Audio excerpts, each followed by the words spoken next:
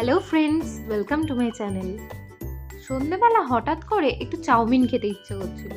তো বাড়িতে দেখি চাউমিন নেই, বাট ম্যাগি রয়েছে। তো আমি বললাম ম্যাগিটাকেই একটু আমার স্টাইলে একটু করে দেখি চাউমিনের মতো করে, কারণ ওই জলে সিদ্ধ ম্যাগি আমার একদম আমি এখানে কড়াইটা বসিয়ে দিয়ে তাতে একটু জল গরম করতে দিয়েছি, আর তার মধ্যে একটু লবণ দিয়ে দিলাম।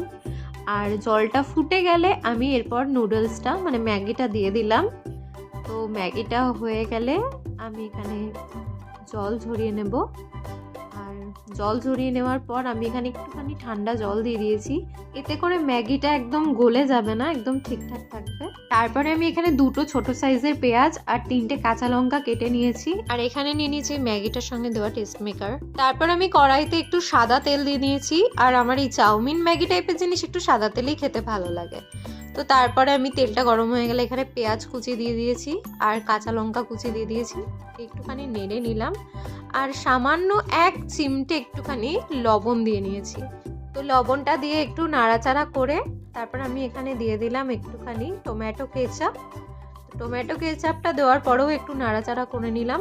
তারপরে আমি এখানে দিয়ে দিলাম যে টেস্ট মেকারটা, ওটারই 1 প্যাকেটের হাফ আমি এখানে এখন দিয়ে দিলাম।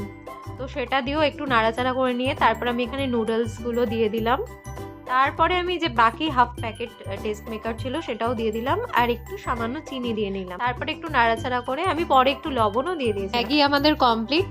আর তোমাদের ভিডিওটা ভালো লাগলে অবশ্যই লাইক, শেয়ার, সাবস্ক্রাইব করে দিও। Tata, bye bye.